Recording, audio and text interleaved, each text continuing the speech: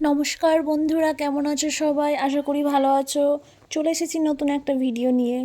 আগের ভিডিওতে তো তোমরা দেখেইছো যে আমরা সবাই মিলে ফ্যামিলি পিকনিকে গেছি, একদিনকার জন্য এসেছি আমরা। আর এখন নিশ্চয়ই বুঝতে পারছো ভিডিও দেখে যে আমরা কোথায় গেছি। হ্যাঁ, আমরা গেছি বোলপুর শান্তিনিকেতন। সবার আশা করি অনেকের দেখা হয়ে গেছে। আমরা বহুদিন ধরে ভেবেছি যাব, কিন্তু আর যাওয়া হয়ে ওঠেনি। আমরা এই শেষ পর্যন্ত আসতে পেরেছি। অনেক অনেক ভালো লেগেছে, অনেক ভালো লাগার জিনিস এখানে আছে। যারা হয়তো দেখেছো তারা জানো, আর যারা দেখোনি অবশ্যই তাড়াতাড়ি দেখে এসো। আর এখন এসেছি আমরা সৃজনী পার্ক। নামটা ঠিক বললাম না ভুল বললাম? যাই হোক, যদি ভুল বলে থাকে তোমরা অবশ্যই কমেন্টে জানিয়ে দেবে। আর এখানকার দেখতেই পাচ্ছো এত সুন্দর করে সব কিছু করা রয়েছে যে মানে ভাষায় প্রকাশ করা যাবে না। সব হাতের তৈরি জিনিস। এখানকার পরিবেশটাই আলাদা, তাই না? আমার তো খুব ভালো লেগেছে।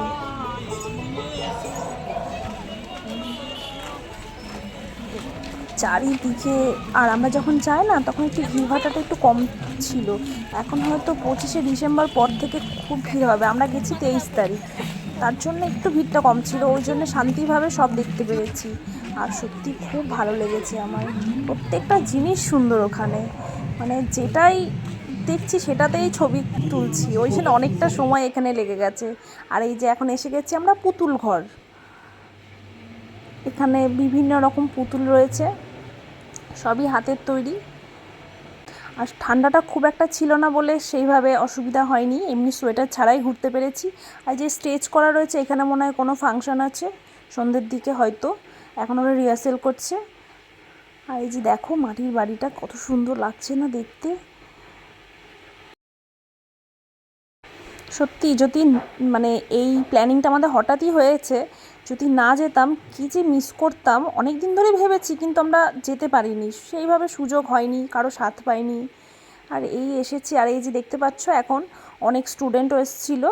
হ্যাঁ, সেখানে দেখছি মাস্টারমশাইকে নিয়ে ছবি তুলছিল, নিজেরাও তুলছিল, বেশ ভালো লাগছিল। লং ট্যুরে আমরা সেইভাবে যেতে কোথাও এখনও পর্যন্ত পারিনি। এই ছোটো ছোটো 2-1 দিনকার পিকনিকে গেছি। এর আগে গেছিলাম মাইথন, তারপরে গতবার গেছিলাম পুরুলিয়া, আর এবার আসলাম শান্তিনিকেতন। আমরা তো হ্যাপি, আমার মেয়ে আমাদের থেকে অনেক বেশি খুশি হয়েছে ওকে নিয়ে এসেছি বলে।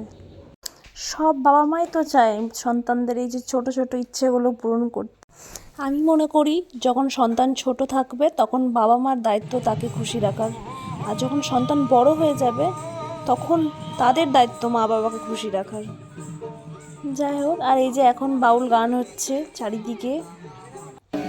আর এখানে কিছু স্টুডেন্ট মনে হলো কোনো কলেজের বা কোনো কিছু, ওরা দেখছি খুব সুন্দর নাচ করছে। আর এই পার্কটাতে এসে না, এই যে সৃজনী পার্ক যেটা বলছে, এখানে এসে অনেকটা সময় কেটে গেছে। আর বাইরে টোটো দাঁড়িয়ে আছে, আমার বড্ড তাড়াহুড়ো করছে, তাড়াতাড়ি চলো। আর আমরা ছবি তুলছি, এদের নাচ দেখছি, এরপরে আমরা নিজেরাও নাচ করছি। এই দেখো, তোমরা দেখতে থাকো ভিডিও।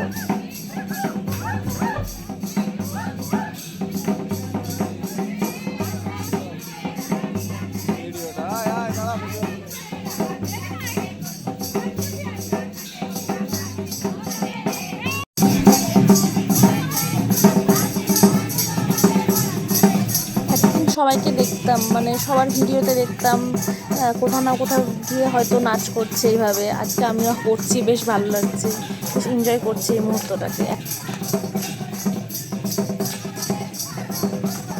আজকে আমিও করে নিচ্ছি ওদের মতো নাচ, বেশ ভালো লাগছে। আর শুধু নাচ করলে হবে না, কিন্তু ওদের সাথে ওদেরকে কিছু পয়সাও দিতে হয়, কারণ ওরা সারাদিন এইভাবে পরিশ্রম করে আমাদেরকে আনন্দিত করে, কিন্তু ওদের প্রাপ্যটুকু অবশ্যই দেওয়া উচিত। সবাই কিন্তু দেয় না। যাই হোক, আমরা দিয়েছিলাম। আর এইভাবে গ্রুপ করে ভাগ করে নিয়েছিল ওরা, অনেকগুলো গ্রুপ দাঁড়িয়েছিল। মানে একটা গ্রুপে হয়তো 4-5 জন করে থাকছে, তাদেরকে নিয়ে নাচ করছে।